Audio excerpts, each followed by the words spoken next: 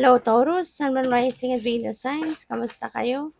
Sana po ay nasa mabuti kayong kalagayan. Welcome back po sa Star Tarot.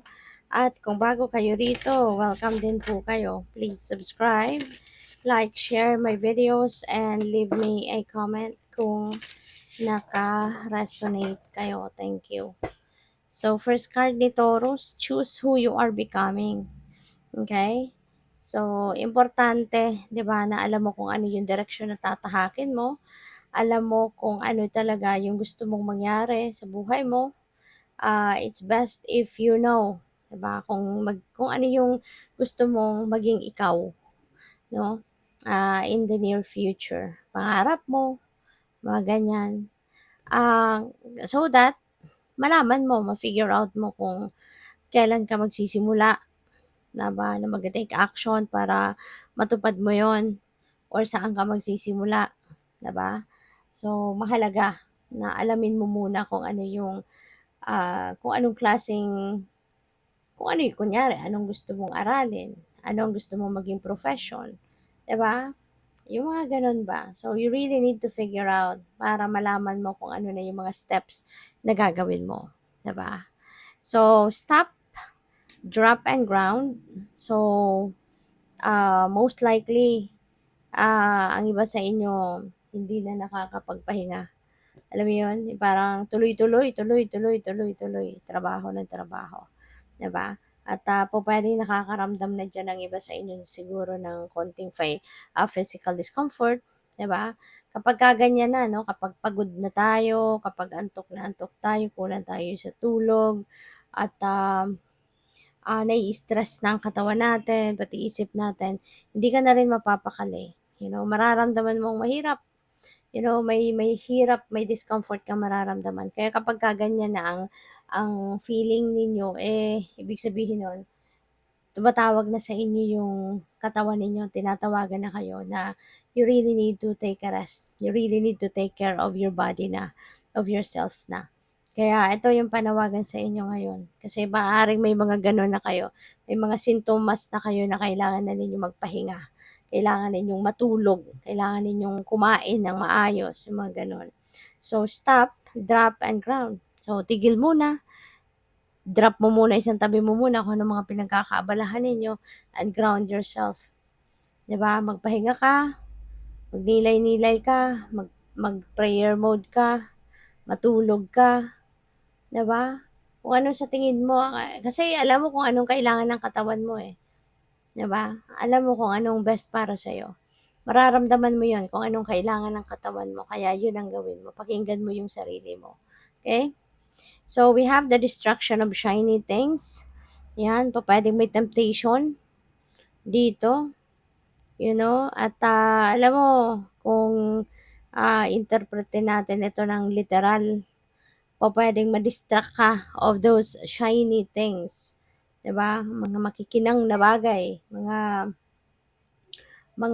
magagandang bagay sa paningin ninyo. But, do not be deceived by appearances, 'di ba? Yun din yung paalala diyan, do not be deceived by appearances. Kasi hindi lahat ng nakikita ng mata natin, that's it, 'di ba? Yun na yun, yun ang kabuuan nun, yun ang tunay na, ah, ibig sabihin ng nakikita natin. Hindi, 'di ba? Lalo-lalo na kunyari sa mga tao. So, say for example lang sa isang tao, 'di ba?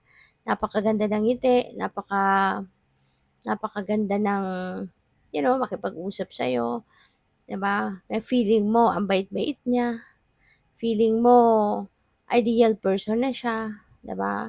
Kasi ang ganda ng pagpapakita sa'yo ng ang pagpo-project niya sa'yo, 'no? Maganda, maayos, akala mo mabait, 'di ba? Malumanay magsalita. Pero hindi lahat ng nakikita mo, naoobserbahan mo, siya yun, 'no? Yun ang tunay niyang pagkatao. Hindi, minsan it's just all pretensions. Minsan maskara yung nakikita mo, maskara lang ng taong 'yan. Kaya hindi ka dapat na magtitiwala agad-agad sa mga taong gano'n, 'di ba? Kung anong pinapakita nila on the superficial lang, 'wag kang magtitiwala agad. Kasi you never know, hindi mo pa siya kilalang kilala, you never know kung yun ang totoo niyang pagkatao, parte yun ng pagkatao niya, or ito yung sinasabi kong maskara lang yun. 'Di ba? Kaya, tulad nito, gano'n din 'yun, do not be distracted, 'di ba, of shiny things. Kasi hindi rin lahat ng makinang ay gold, 'no? Gano'n lang 'yun din 'yun. So, yeah, mas magandang tignan mo ang ilalim niyan, ang pang-ilalim niyan. Ano, buksan mo anong nilalaman ng bagay na 'yan, ng opportunity na 'yan. Kilalanin mo 'yung tao, kausapin mo, 'di ba? Pupuwede rin na magtanong-tanong ka sa ibang mga nakakakilala sa taong yon para mas makilala mo. So, gano'n din ito, okay? Kaya do not be deceived by, the appearances, okay? Kasi hindi lahat ng nakikita ng ating naked eye ay yun na yun. So, by the way, maraming salamat muna for subscribing. And if you haven't subscribed yet, subscribe na kayo. And also, maraming salamat din for not skipping the ads. Malaking bagay yan sa akin. And also, please click the join button sa baba ng video kung gusto niyo na mag-join kayo sa membership. Salamat! So, the garden and the gate. Ayan. So, may mga opportunity dito na maaaring ino-offer sa'yo. May mga opportunity inalalatag sa'yo. And this opportunity is requiring change sa buhay mo. Depende kung anong area of life yan, ano, na maaapektuhan dito. But, hindi mo pa to kino-consider, you know? Parang tinitignan-tignan mo lang, mag-o-observe ka pa, wala ka pang commitment dito if you're going to take it or not, you know? Magmamasid, mag-aaral, no? Mag-o-observe ka muna, nakikiramdam. Hindi ka rin naman, parang hindi ka pa rin naman magno-no dito. Hindi mo naman totally i-reject yung opportunity na to. Pero hindi ka rin nakikipag-commit muna. Parang siguro masasabi mo na, give me a few days, 'di ba? Or give me some time para pag-isipan, no? Parang gano'n. So, what else? We have 6th chakra, Archangel Metatron. So, malilinawan din ang isip mo. O pwedeng related yan dito sa opportunity, you know. The universe is going to guide you. With the help of Archangel Metatron, magkakaroon ka ng enlightenment. May mga intuitive messages, nudges, diba? May mga insights and information dito na magfo-flow through your intuition, na siyang magbibigay sa'yo ng kaliwanagan. Siyang magbibigay sa'yo ng direction, you know? Kung ano makakabuti dito para sa'yo. If you're going to take that opportunity or not.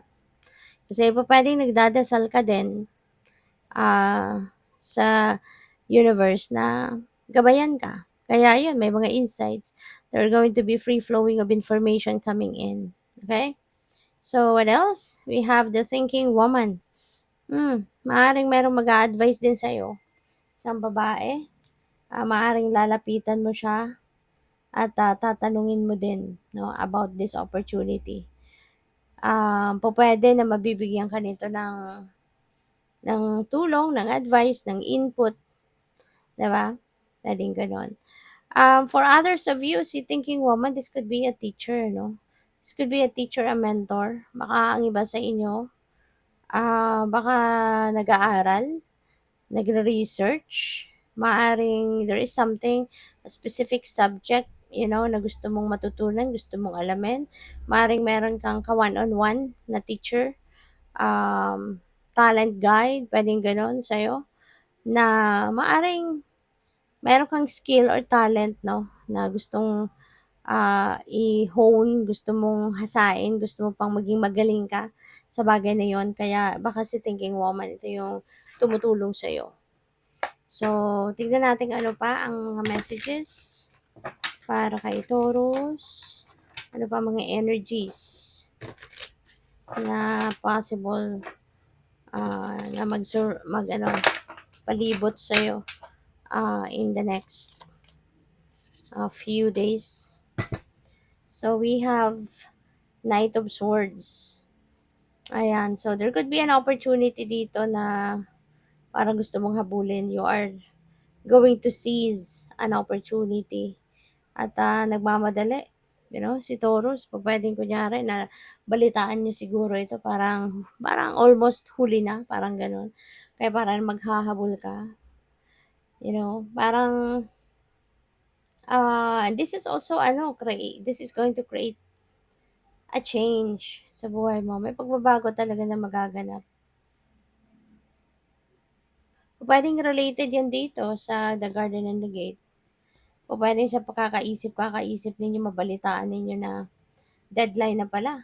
Kasi baka may deadline yan, 'di ba? So, yun. Kaya siguro kayo maghahabol. Kasi baka nabalitaan ninyo, hanggang ngayon na lang. Dapat mag-apply na kayo or kung ano pa man, or mag-submit na kayo ng kung ano mang papel, or whatever, requirements. So, maaring ganon. Kaya magmamadali ka. Kasi pwedeng hahabol ka. No? Pwedeng ganon. Change is coming, So, kung ano man ang pagbabago sa buhay mo, of course, kung makaka-resonate ka sa message na yan, then ikaw lang makakaalam niyan, 'di ba? So, we have the moon. Ayan. So, trust your intuition. Okay? Lalo-lalo na sa mga pagkakataon na gusto mong na may kailangan pagdesisyonan. You need to trust your intuition. You need to listen to it. You need to um, follow, your inner voice. Kasi gabayan sa'yo ng divine. Diba? Sa sixth chakra, maraming free-flowing of information ang papasok sa intuition ninyo. Kaya pakinggan ninyo yan, pagtiwalaan ninyo at sundin ninyo. Okay? Para nang sa gayon, makaano ka, malaman mo kung ano yung kailangan mong gawin dito. Okay? So, and even panaginip, Taurus, even panaginip, sometimes ang panaginip natin, that's divine guidance as well, na related doon sa kung anong pinagdadasal natin or may sitwasyon na kailangan mo ng gabay. Yun, minsan dinadaanan ng divine yung um, guidance sa atin through panaginip.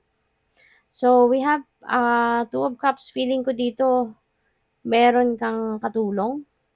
So, siguro si thinking woman ito na talagang nag-commit sa'yo na, sige akong bahala sa'yo, tuturuan kita, or tutulungan kita, aasistihan kita, yung gano'n. Yun ang napipick up ko dito na may promise sa'yo. May promise sa'yo na I'll be with you all the way, parang gano'n. So, but for others of you, pwede rin naman na collaboration, di ba? Pwede may pagtutulungan sa isang project. Pwedeng romantic partnership, new friendship, o romantic partnership ito.